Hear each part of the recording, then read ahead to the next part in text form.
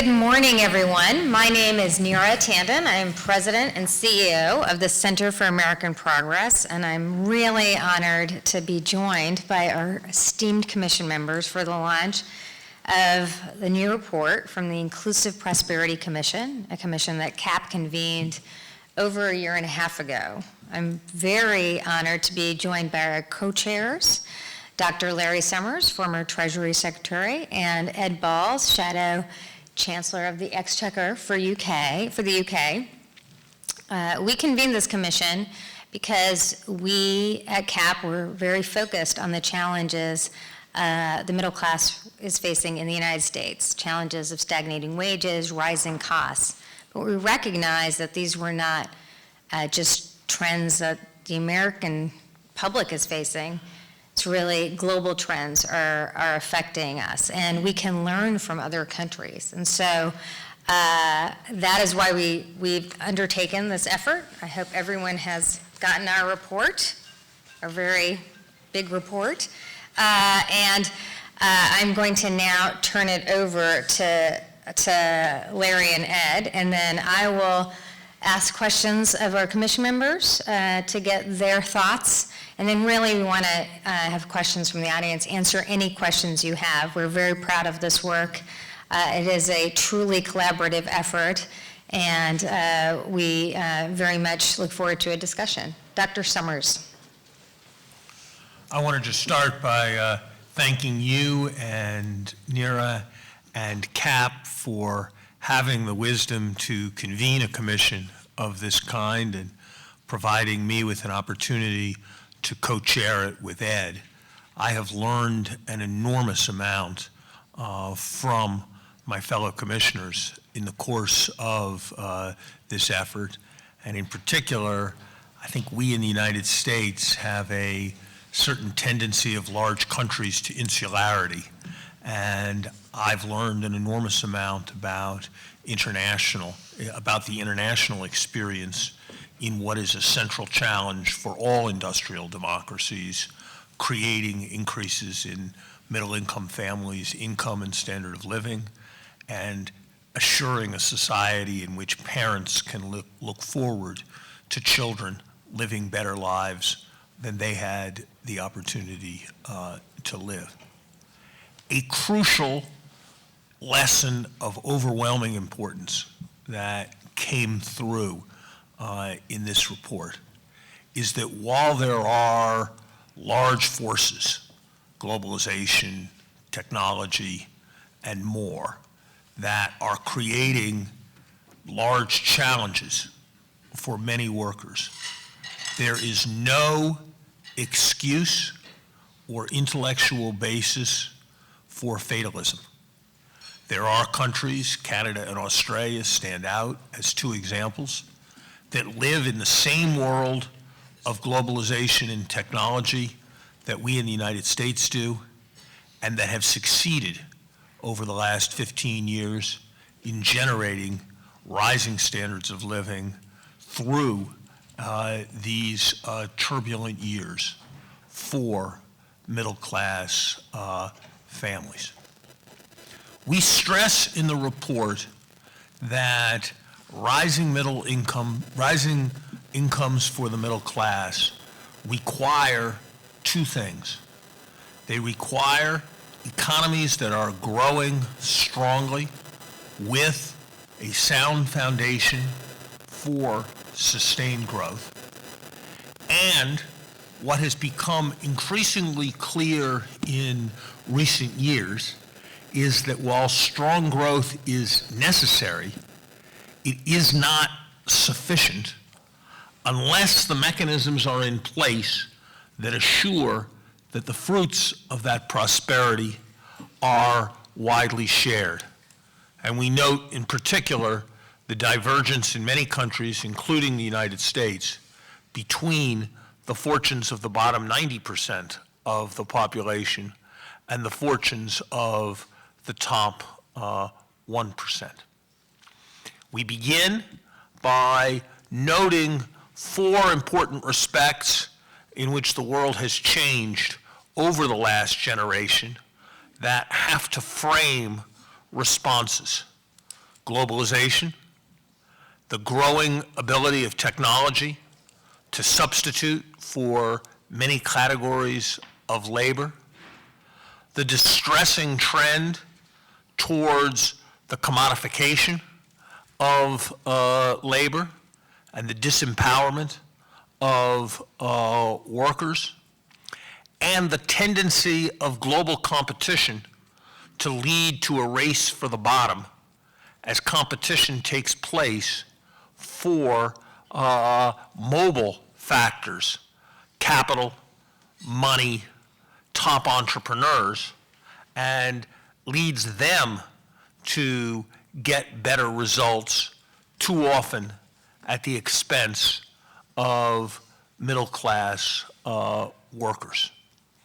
We argue that the putting people first strategy that was in place in the 1990s contains crucial elements that remain very valid today, but has to be built on if we're to meet the challenge of inclusive prosperity going forward.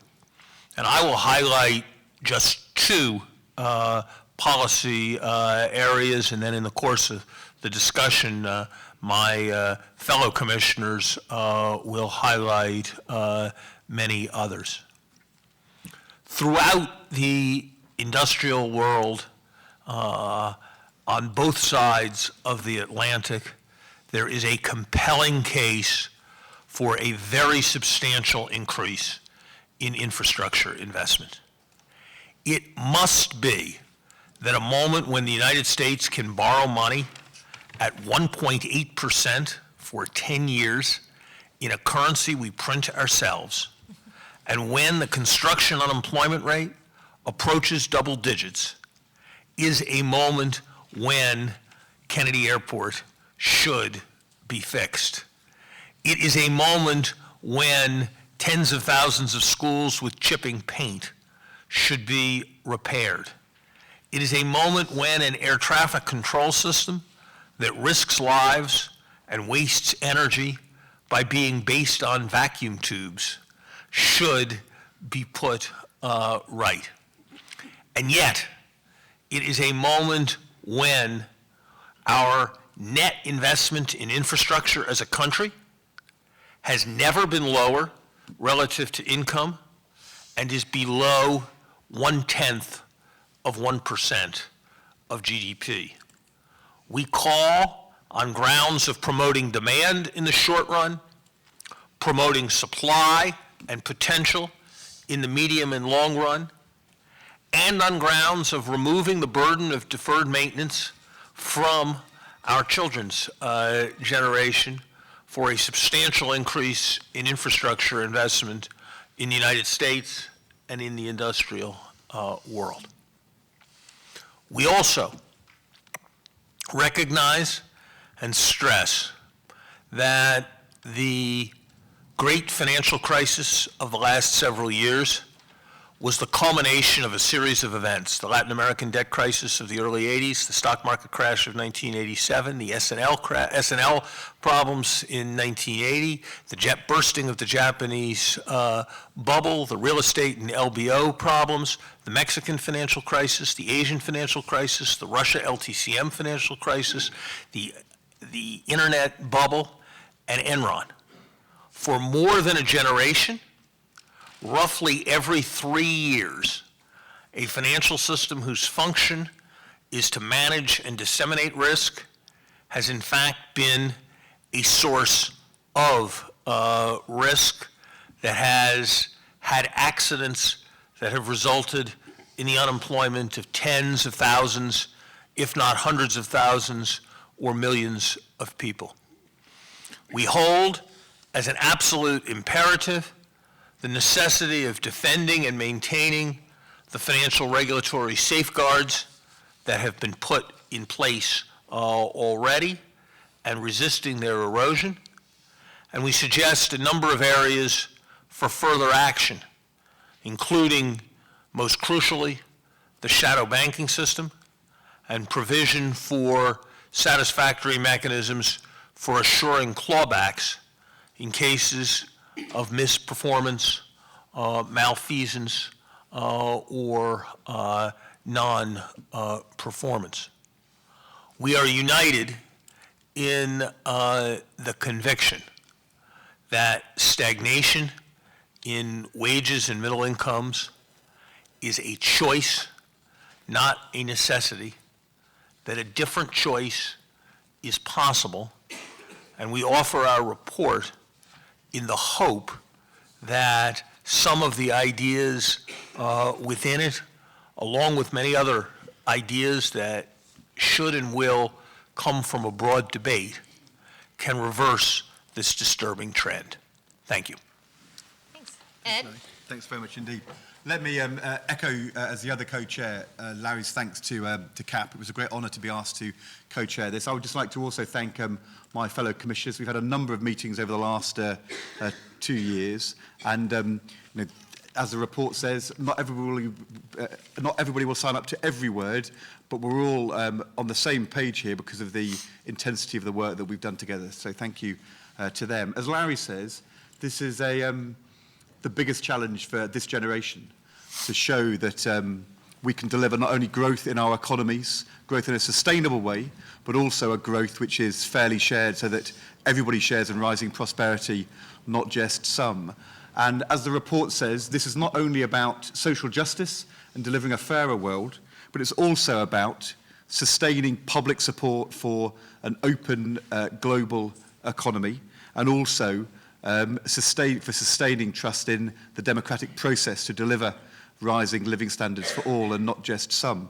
And we refer in the report to the international evidence that in many countries we've seen what we refer to as a toxic combination of slow growth and rising inequality, stagnating living standards in many developed countries. And we use those words advisedly because you only have to look across Europe at the rise of small growing parties attacking the European Union, attacking integration, proposing an anti-trade, isolationist agenda. We see that in our country from our UK Independence Party, but in France and Germany, in Ireland, in many countries across Europe, to see that there's important issues here at stake. So this is an argument which we need to win. But our report says it's not going to be done simply by carrying on with a traditional right-to-centre, trickle-down, laissez-faire view, which is if you just wait, in the end it will all be okay. And the evidence we show here is that that is not working, and we need to have a change. These will be very big issues in our general election in just 4 months' time, but in all of our countries over the coming years. Because when people at the moment hear politicians say, well, we're recovering from the global financial crisis and our economies are recovering and growing again, the common refrain from left and right is for people to say, to politicians who say it's working, is to say, well, it may be working for somebody, but it's not working for me, for my family, for our community. In our country today, in the United Kingdom, we have a report from the Archbishop of Canterbury and other archbishops highlighting that sense that people feel left out. And this is absolutely not common to just an issue in the United Kingdom, but in many other countries as well. That is why our focus is on an inclusive prosperity, which makes sure that growth and wealth creation is then widely shared.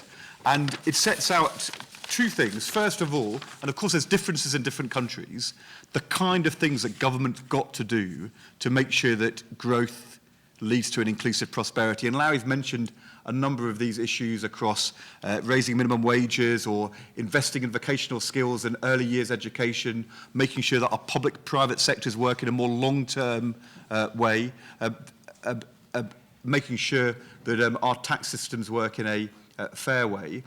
But the other thing which I think is very important in this report, and as you'd expect from a commission like this, is it's not only about individual countries pursuing their own agenda and learning from each other. It's also about what we need to do together. And therefore the report talks about not only progressive policies a race to the top in our own countries to deliver growth and rising wages, but it also talks about a common progressive agenda which countries need to work on together to make sure that we do more as a world community to make sure that we strengthen growth in those parts of the world where growth is still too weak, to make sure that we work together, as Larry says, to make sure that our financial system and the global financial system is stronger and more secure for the future. Also, to make sure that as we make sure the rules of the game are fair, we continue to open up trade and involve developing countries, emerging markets, and all of our countries in the international economy. And it sets out what we need to do there. And then fourthly, the international process we have to improve our global tax system and our individual country tax systems so that people see that where profits are being made, tax is paid, that the global tax system is working in a fair way, and there's important things happening through the OECD, the BEPS project at the moment, and that's referenced here as well. So there's things we as countries need to do individually, and that's up to us individually as politicians. There's a progressive agenda for the global economy, which we all want to see rising up the agenda in the next few months. The one thing which is clear is that if we do nothing, if we're complacent, if we say it'll all be okay in the end, if we say, well, what are you complaining about? Our economies are starting to grow again. And if we deny the fact there is actually a crisis of cost of living for working people and of inequality undermining the strength and integrity of our societies, then I'm afraid that the forces of reaction are going to grow. And that is why, as I said, this is such an important report. This is the challenge of our generation. And I think you can see from the report and everybody here today, we are determined to rise to that challenge. Thank you so much, Ed. We're truly honored to have so many fantastic commissioners as part of this process. I'm going to briefly introduce them and then turn over questions to them. E.J. Dionne is a senior fellow at the Brookings Institution. Wayne Swan, former Deputy Prime Minister and former Treasurer of Australia.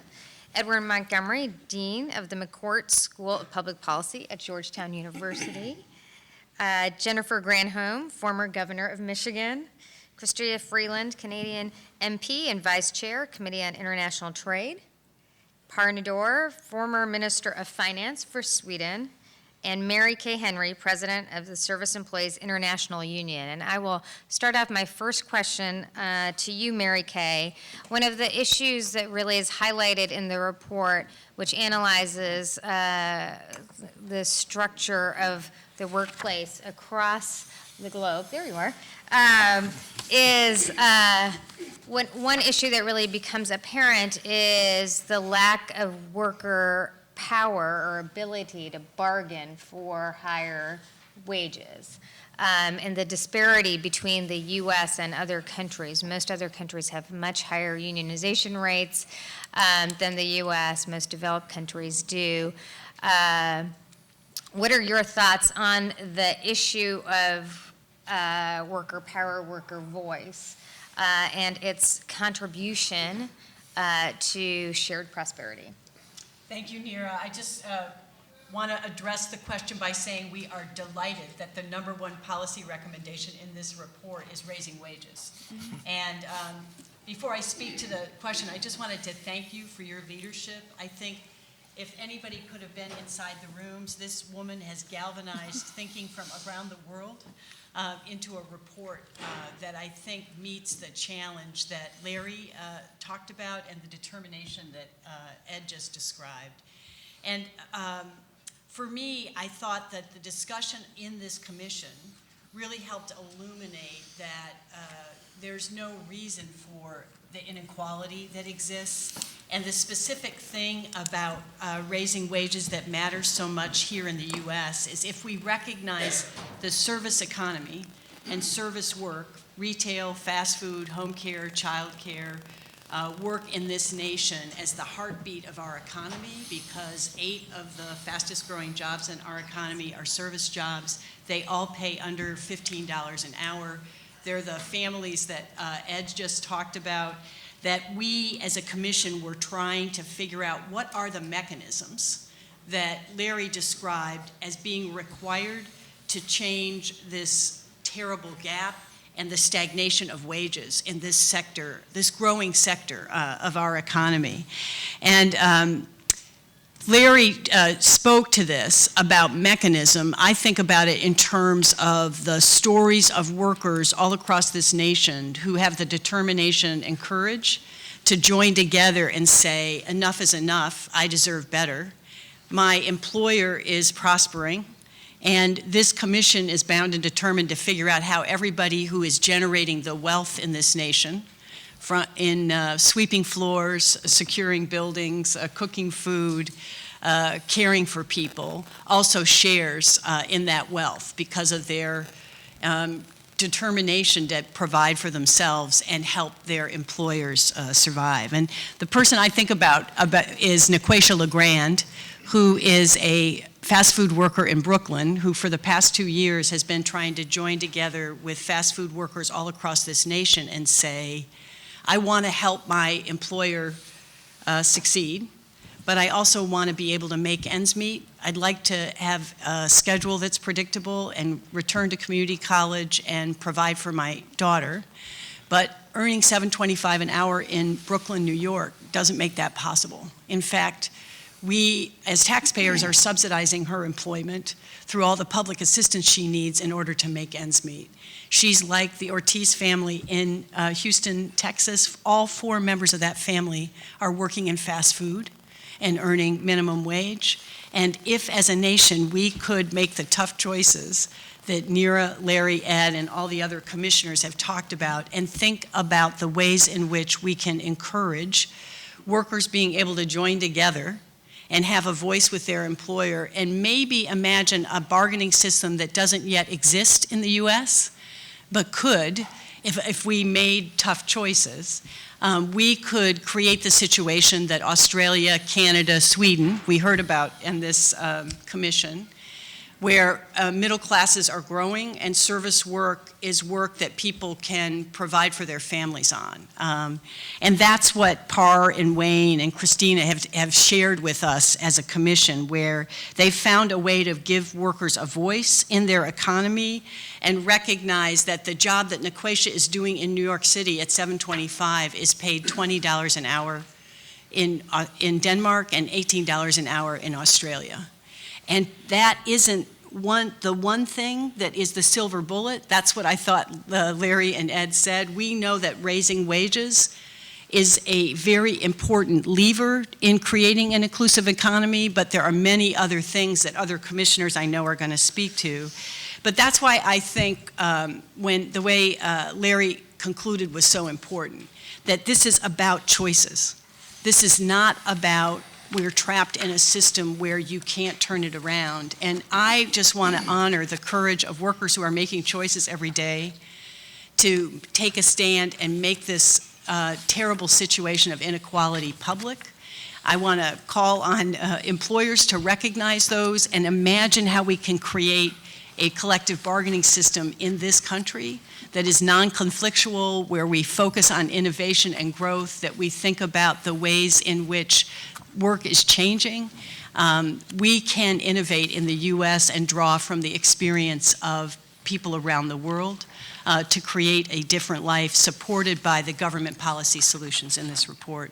Thanks very much, Neera. Thank you, Mary Kay. I just wanted to highlight one important point. One thing we very much learned from other countries is that providing more worker voice allows companies themselves to innovate more, get greater productivity in whatever mechanisms, worker council, collective bargaining, other mechanisms. So it is not only about improving the conditions for workers, but improving the company's bottom lines over the long run. EJ, I want to turn to you because I think we try in the report, and Ed's comments very much highlight the connection between an anxiety around declining prospects for the middle class and what's happening in politics. So could you make that case for us?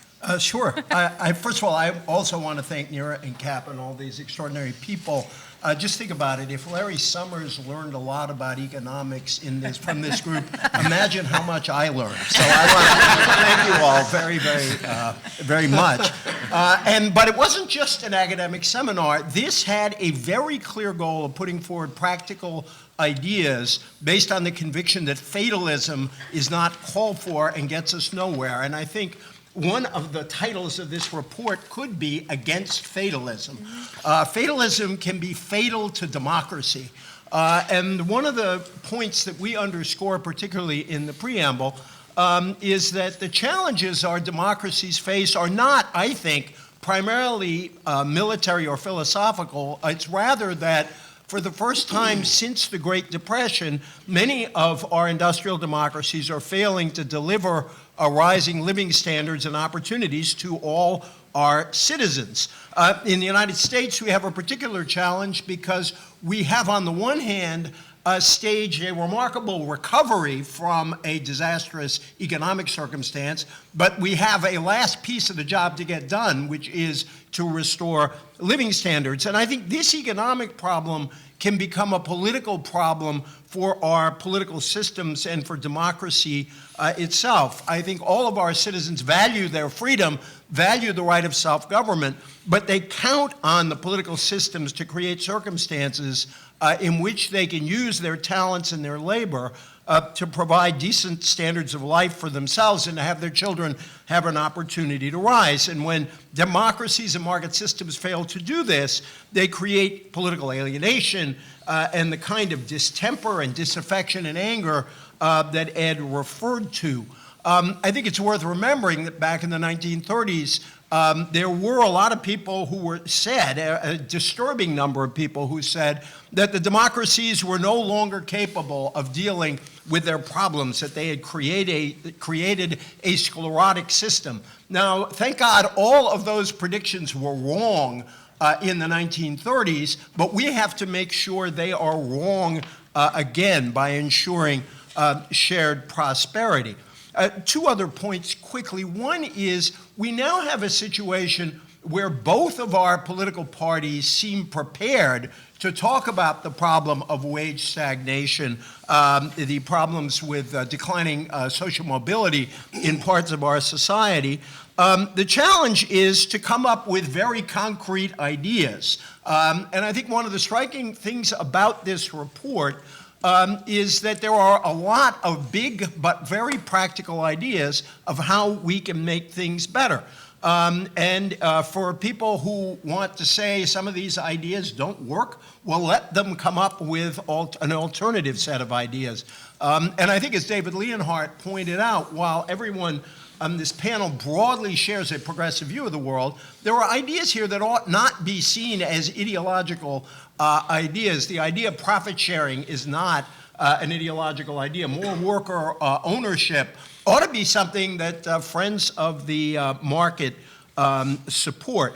And the last thing, and this is a more philosophical point, there has been a great debate in our country for 35 years, in many ways, much longer, over whether government has a role in solving problems or whether we simply let the market do what it does and just promote more tax cuts and more deregulation.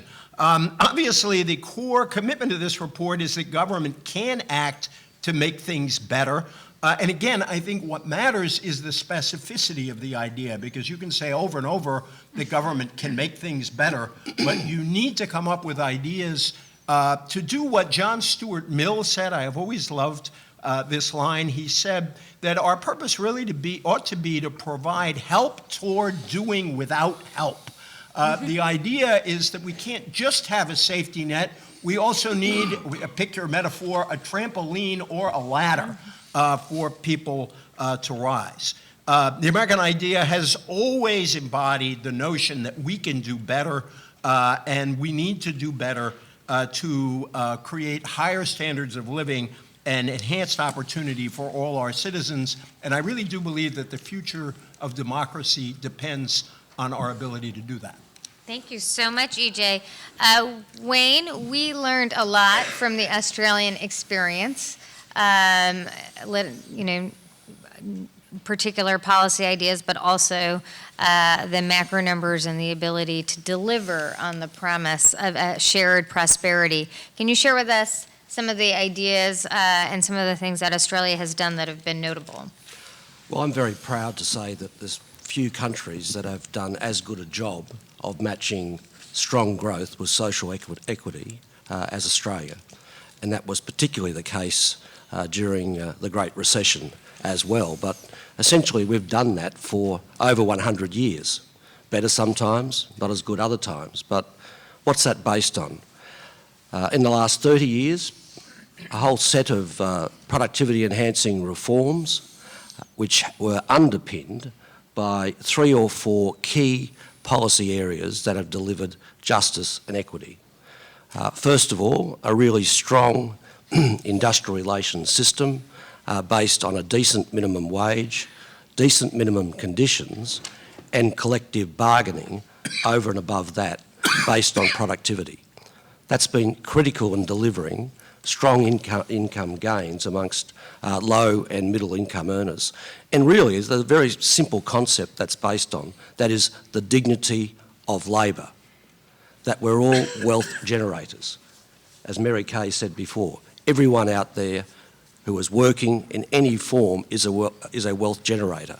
We don't have a society that should be divided between the so-called lifters and leaners that Ayn Rand talks about, and on which so much economic policy from parts of the community is based. Secondly, a fundamental commitment to affordable and quality health and education, because that provides the human capital you need to lift your productivity, but also to have an optimistic and content society. And I guess thirdly, a progressive tax system. That's very important to fund the quality services which deliver the productivity and the peace of mind for people wherever they are. And of course, a highly targeted transfer payment system which delivers for those that are left behind. So they're the fundamentals of the Australian experience. Thank you so much. Ed Montgomery, we do spend a fair amount of time talking about human capital and innovations in human capital policy. Can you share your thoughts on those issues? Yes, thank you. One, I want to thank the Commission and the work that we've done, and for bringing out examples around the world that other countries have found ways to think about human capital in broader and often more successful ways than the United States. And clearly, when you think about human capital, you need to start from pre-K. You need to get kids early. You need to invest in them to make them school ready. You need to make the schools that they go to places that are going to provide quality education so that they're prepared to go on. Access to community colleges and higher education clearly play a role. But another key piece that we in the United States don't really emphasize as much, but many of our successful countries in Germany and Australia and Austria and Sweden have done, is working on apprenticeship. What do you do for that large number of people who are not going to go on to higher education? How do you provide opportunities for them? Those countries have managed to open up a whole range of jobs, a broad set of jobs for people that pay off. When people have looked at apprenticeship systems, they clearly raise earnings. In the United States, about $300,000 increased lifetime earnings for participation in it. The return on every public dollar in terms of higher earnings, in some cases as high as $23 for every dollar invested in these apprenticeship programs. They play a vital role in increasing access for those with just a high school education or less than high school education to good paying jobs of the future. Fantastic. Thank you so much. Also, I'd like to ask Jennifer Granholm, who provided a lot of ideas around innovation clusters, and really looking at how regions can adopt strategies for economic growth. Jennifer, can you share your views? Yeah, thanks so much, Neera, and thanks to CAP for this. I appreciate having been invited to be part of this because as former governor of Michigan, representing a part of the country that really has been sort of the poster child of the loss of middle-class jobs. And so my obsession on this, and I think the report adequately addresses, is how do you create jobs in America in a global economy, and what can we learn from our allies who are up here? What have they done well? Well, one of the things that they have done, and that we've done in some measure in this country, but we need to do a lot more of, is to create economic clusters, to really focus on local strategies. Governors do not have the ability, however, to compete against China or Singapore, and so support for research tax credits from the federal government such an important aspect of creating a cluster. A cluster is great because it doesn't lend itself to being picked up and moved. When you've got a bunch of companies and a bunch of talent in one place, they feed off of one another. It's called an agglomeration economy. How can states foster that kind of innovation? Well, support for the universities to be able to do transfer of technology and ideas from laboratory to classroom is one way. Having incubators that make sure that those companies can grow inside of a region is one way. Having the ability for a state to create access to capital so that companies, when they're just starting, can actually have access to monies that would allow them to take their ideas to scale. Those kinds of things are done in other countries with the support of the federal government and the state government. We ought to be doing more of that here. And one of the great things that I would just like to point out that the Obama administration has started to do are these competitions that allow regions to compete for federal resources to be the go-to place for a particular technology. For example, in Ohio, Youngstown, Ohio, hard-hit area, competed to become the center of 3D printing technology. And they're creating a whole ecosystem around that, including training. So this is a holistic approach. It is not a hands-off approach. It is an approach that says, yeah, we can compete with the likes of China and India and countries who are very hands-on. But laissez-faire in the 21st century as states are trying to compete, meaning do nothing, hands-off, it's just not going to work in a global economy when our economic competitors are very hands-on. So I so appreciate this report because it's chock full of ideas of how federal and state governments can have a role in being hands-on to create jobs in America in a global economy. Thank you so much, Jennifer. Christia, Canada is another example that we have as a place where you've had greater experience with shared prosperity. A lot of people have pointed to the banking system, the education system. Can you share your thoughts on what we can learn from Canada? Well, thank you, Neera, and I do want to start by echoing the thanks to Neera personally.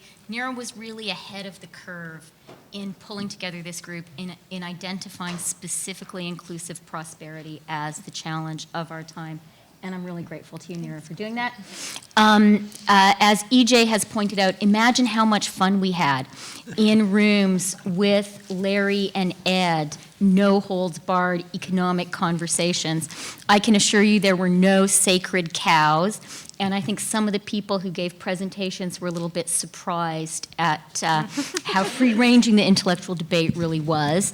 And thanks to my fellow commissioners, this was a really wonderful group and really diverse. You know, it's rare to have such an international group and people from different disciplines. On Canada, you know, I think one of the things, and this may be particularly relevant to a debate happening in other parts of the world, particularly the US right now, about financial regulation. One of the lessons of the Canadian experience is financial regulation is not just for bankers, and it can sound esoteric, and it is very detailed and specific, but if you get it right, you can have a very great protective impact on the lives and wealth of the middle class. And that is really one of the lessons of Canada over the past 15 years. Thanks to some really prescient decisions by Paul Martin and Jean Chrétien, we regulated our banking system and we didn't give in to that vogue of deregulation. And the result was Canada didn't have a banking crisis. Canadian banks didn't fail. They didn't have to be bailed out by the government. That had a really specific impact, which you see now measured in average Canadian household wealth. Canadians didn't experience that big loss. So financial regulation matters. As Larry pointed out, it's really important not to let that get eroded as the crisis immediately recedes. Having said that, you know, for me, the importance of this report is in identifying a collective challenge. You know, I really agree with Ed. This is the challenge of our generation. The Western industrialized economies are in the midst of a really profound change, and there's lots that's great about it, but there's a lot that's challenging. We seem to be suffering from secular stagnation. Larry has talked about that a lot. And even when we manage to have our economies grow, we're really, really struggling to have middle-class incomes and jobs work. And this is a huge problem. Please don't treat this like a regular, report with the policy recommendations. My former journalistic colleagues, like we go to a million things like that. This is really the challenge of our time. And what, for me, is so important about this report is it says, hey, this is a really big deal, and not only is it possible, it is essential to do something about it. If we don't, we're going to run into real trouble. Really, it's not an exaggeration to say democracy will be imperiled. Of the specific recommendations that we work on, the things that really stand out for me, and like Ed, I'm going to face an election this year, and things that we're going to be talking about a lot are infrastructure. Now is a great time for infrastructure investment. All of our infrastructure is decaying, and infrastructure investment not only can fix it, it can be tremendously stimulative to the economy. The IMF has been saying this too now. And then the second really key point here I'd like to echo Ed, is the extent to which this is a global challenge. Everyone's been really nice, and all you Americans talking about how you've learned from our international experience. We learn from you guys too.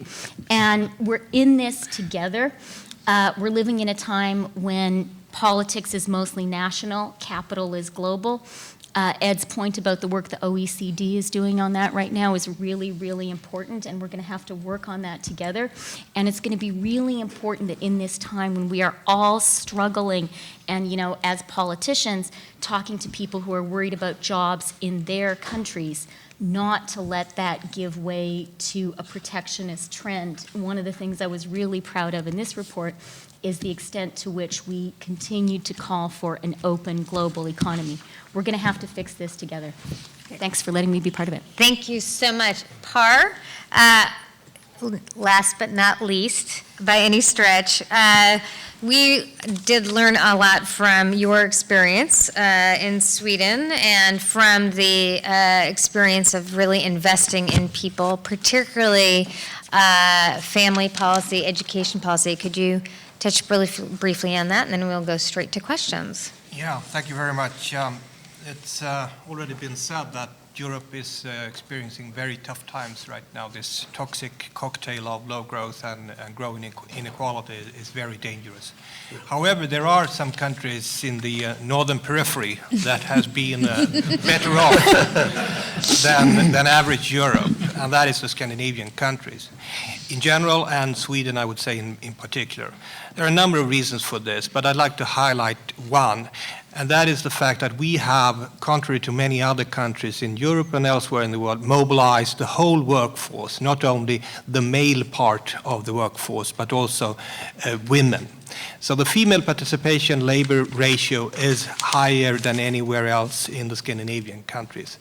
And this is a reason, the reason for this goes back to the 1970s when we started a program just to mobilize women in the workforce. Three components. First, generous child allowances of universal character. Second, free, very high quality universal preschools. And thirdly, a parental leave system that allows parents to combine work with work. We have the most generous parental leave system in the world. You can stay home with your kids 13 months, and we call it the parental leave system, not a marital system. And this is, of course, very costly. Only the parental leave system costs 1% of GDP paid over the tax bill. However, it delivers one of the highest female participation labor ratios. The tax base is widened. So in this sense, and to conclude, in the Scandinavian context, equality is not a cost for the economy. On the contrary, equality is a driving force for growth. And we have proved that. So there is no contradiction between equality and growth.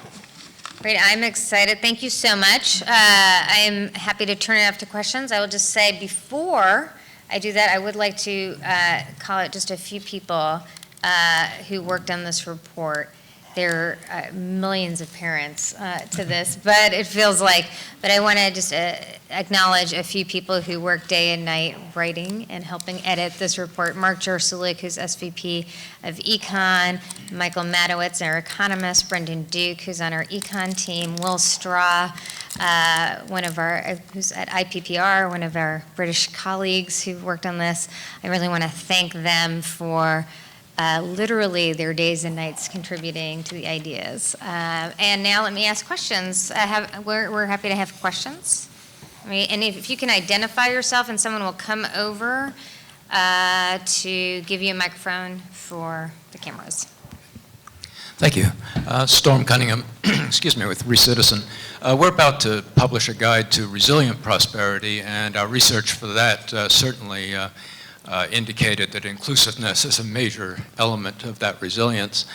There's 4 economic changes within the last generation that you detail in your report, but our research on the guide we're working on indicated another huge economic change that's taken place in the last generation that doesn't seem to be really represented in the report, with the exception of the infrastructure investment that Dr. Summers alluded to. And that's the, for the last 5,000 years, humans have been building our wealth based on extraction of virgin resources and the building of new cities and the sprawling of existing cities. And within the last generation, a major portion of the world economy, well over $2 trillion, is now focused on redeveloping and regenerating, revitalizing the cities we already have, as I'm sure Governor Granholm knows all about. Could you just get to the question? Yeah, sure. And on the restoration of natural resources like fisheries, watersheds, farmlands and all that. So I'm wondering whether I missed it. I flipped through the report very quickly. Is there a reference? Is there more reference than what I saw than just infrastructure renewal to all of this restoration? To issue of the environment and what's happening? Well, environment, built and natural environment, cleaning up of contaminated sites, reusing of old buildings, all that sort of regenerative work. Ed, do you want to take this? I think that the answer is yes, that when we're talking, and Jennifer talked about the importance of clusters, and those can be not only the coming together of firms, but the particular way in which you can have sort of strong agglomeration economies around big conurbations. And I think some of the work which has been done, in particular in the US, looking at what's happened in cities and the way in which dynamic cities suck in opportunities and build upon them, that's in there.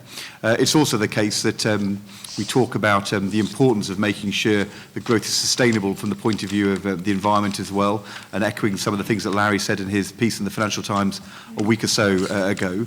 It would depend, different countries are different. In our country, we have a big need for more homes, but an important part of that is around the regeneration of existing sites and the use of brownfield land, and that is reflected in the report as well. So hopefully you'll find it's there. Over here. Thanks. Raf Sanchez from the Daily Telegraph. I had a question for Ed Balls as well. Mr. Balls, your co-chair began this presentation saying now is the time when interest rates are low for substantial infrastructure investment. But in your speech to the Labour Party conference in September, you seem to rule out any additional borrowing for capital investments. And so I wanted to ask, do you disagree with your co-chair that now is the time to borrow and invest, or are conditions different on the other sides, two different sides of the Atlantic? And I guess, Dr. Summers, I'd ask whether you might urge your co-chair to rethink his position on borrowing. Look, even Larry won't take that bait, I don't think. I'm always happy to be respond to an urging from the Daily Telegraph to try and spend more on our long-term infrastructure. So I kind of take your point in the spirit in which it's intended. What we say is that different countries are at different points in the economic cycle. Go back 2 or 3 years ago when our growth had stagnated. Absolutely, at that time, there was a need for more action, and that's something that we strongly advocated. I think our issue in Britain has moved from a lack of growth to a growth going alongside low productivity. And therefore what we've got to do is focus on those long-term decisions which we can make, which will improve the underlying productivity of our economy. And part of that is making sure that we get the best value for money out of our capital infrastructure. It worries me that at the moment on the government's current plans, they're seeking to reduce capital investment next year, but in the future years, they get the capital investment profile rising again. And within that, I've talked about wanting to make sure that we do more on the housing side within the overall capital programme. But you're right that for Britain today, we aren't making any proposal for additional spending financed by borrowing for more infrastructure. What we're really focusing on is the productivity of the infrastructure programme in the next 5 years, which has already been set out. Great. Is there a question here? Right here. Bill Klein, I'm a retired Army physician. I was going to ask a question about inflation, which is a word I didn't even hear, but in the conversation what I've become more interested in is the question of citizenship. And I'm wondering if any of you think that poor citizens make poor economics. And the benchmark for the United States is in our last major election, more than 50% of eligible voters didn't vote, if I have my numbers right. In our local election here, I think we elected a mayor with about 15% of the eligible voters. So how does that link with poor economies when, especially I suspect the classes you're talking about are the ones with a higher percentage of not voting? EJ? Well, one of the reasons that we focused at the beginning on the problem for democracy of the lack of shared prosperity is the effect it has on the morale of citizens. And I think when you look at what happened, say, in the last election, I think there were a lot of voters who stayed home because they did not think that proposals were on the table that would substantially improve their lives. Now, one can take issue with that, but I don't think politicians, particularly on the progressive side, made a sufficient case to pull them into voting. The other thing I want to sort of call attention to in the report, because it doesn't jump out, but it jumped out to me, is in talking about things that can be done that are counter-cyclical. There's a lot of emphasis on national service and the opportunities for national service. I always thought that at the depths of the recession, a vast expansion of national service opportunities would have been a very good idea, both on economic grounds. It would get, particularly for young people who were having trouble finding jobs, get them to work, but it would also do something very important in promoting devotion to country. And having said that, I just want to thank you for your service to our country. Yeah, I think we have time for one last question over here. So I want to thank Okay, the well, report for we do talking have a lot about the need for improving our labor relations, because that's key to having wages go with productivity. I'm going to ask a quick question on the democracy issue, because I didn't hear, I thought, enough. So the challenge, I think, in the UK, in the US, and in Europe is increased social diversity. The majority of American children are now children of color. There wasn't a lot of mention of that. This goes beyond just what you say for full employment. 10%, closer to 11%, of the Americans who earn a degree in computer science are black. In Silicon Valley, 2% of the workers are black. Here in Washington and the DMV, it's 22% of the workers are black. So it's not just more education. It's not education in the right field. It's not education in the rising fields. It's a deeper problem. The problems we have in the US with policing, the problems that UK has, and absorbing and being inclusive of social minorities. So I'd like to hear your thoughts about making growth inclusive, and that, I think, will help with also the democracy question. So I want your thoughts on that. So I'll just say briefly, and I don't know if Ed Montgomery or anyone else, Larry, would like to add. In the report, we do make as a primary value that inclusive economics has to be inclusive of diversity, racial diversity, economic diversity. It is a key point as progressives that we articulate that a vision of economic growth has to be inclusive for all parts of society. And this is a challenge not only in the US, but increasingly in Europe. You are seeing a response a very xenophobic response that as progressives we need to stand against. And I think I can speak for the commission that was a universal view.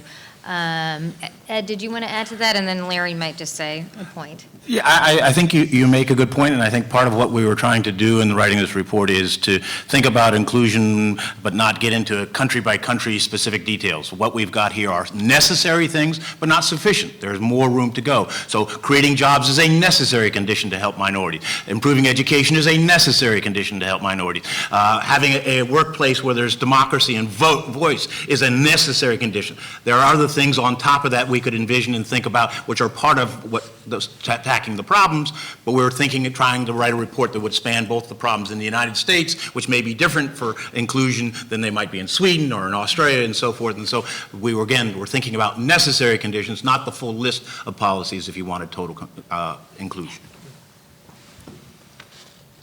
Whatever any thoughtful American believed about the need to make further progress with respect to racial issues in the United States 6 months ago, I don't see how that thoughtful American could fail to see a much greater need today than they did 6 months ago.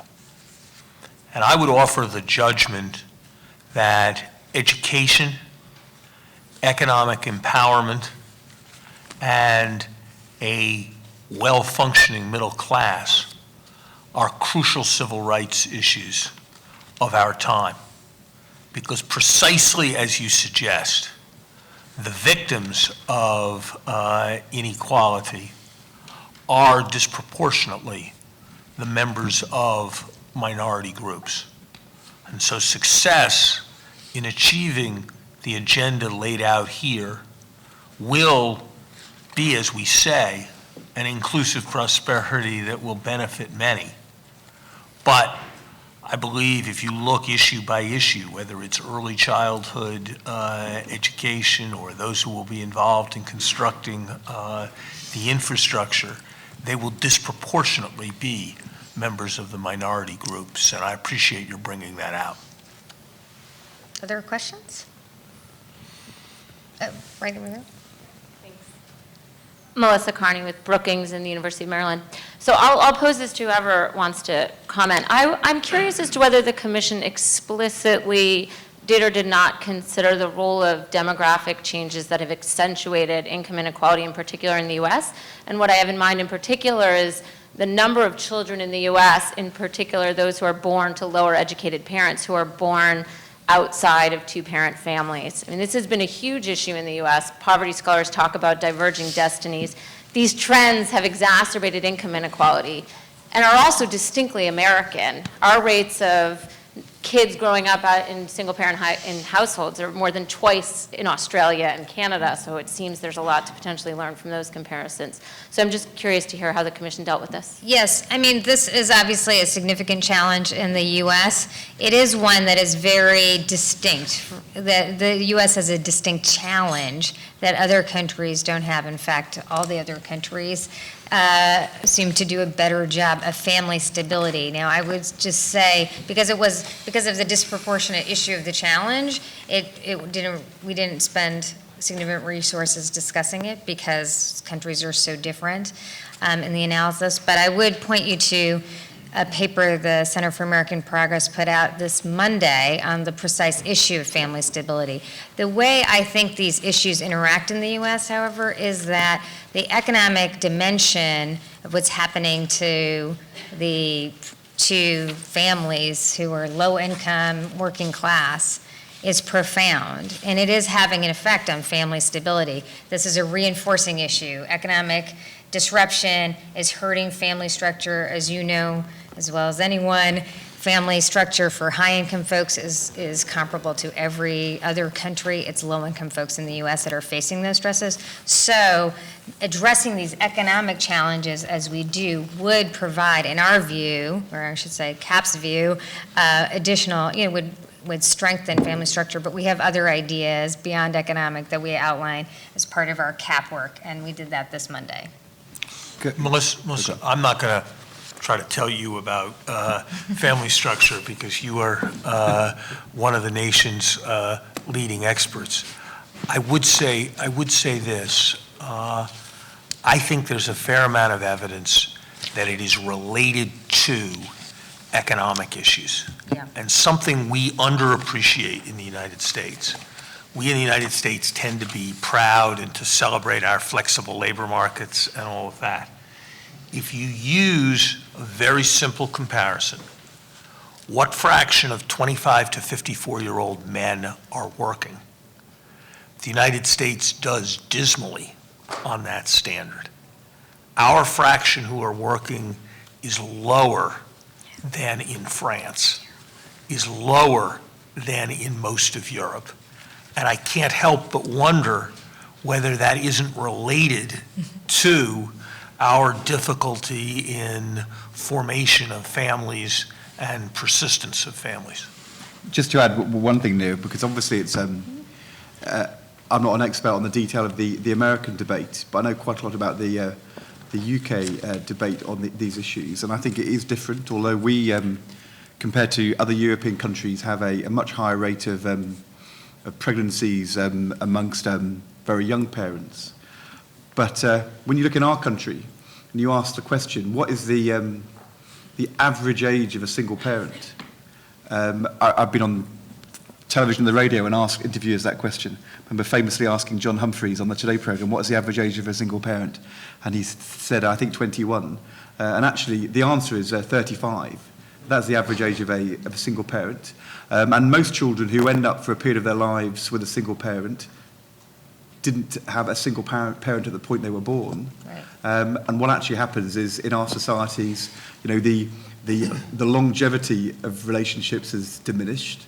And there's some negativity to that, but there's also some positivity as well, because there were many women decades ago who were stuck in relationships which were not good relationships to be in. And I think what you've got to make sure you do, you need to understand all the causes, but I think you have to make sure that that your policy gets to the heart of the issue. And the heart of the issue is that children do best when they're supported by caring and loving parents, rather than because you have imposed or you're trying to incentivize the longevity of a particular family type.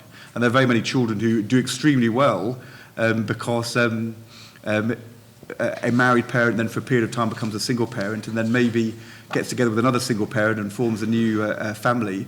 And in our country, sometimes the debate is, well, there's only one type of family which we think is acceptable, which is from the birth of the child, a man and a woman who live together for the whole of the lifetime of the child. And actually, that's not how most people live anymore. But it doesn't mean you can still do some really good things to support families and childcare.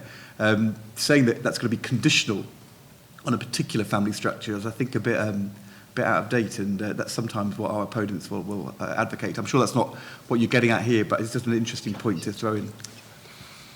EJ, did you want to add Yeah, something? I just want to thank you for raising the question. It does seem to me, identify very much with what Larry said, that this is one conversation that I wish we could wall off from all the other partisanship in the country, although I am absolutely certain that we won't, unfortunately, but I'd still like to put a bid in for that, because it does seem to me that progressives need to take very seriously the cost of family breakdown, whatever phrase you want to use for it, on the life chances of children. But it also seems to me that our conservative friends have to take very seriously what declining economic opportunity does for family formation. And if we really care about this problem, we have to think about both causal arrows, if you will. And I would love to see a genuine national conversation as opposed to simply an eye-gouging debate, where we might actually try to help some of these kids and some of these families.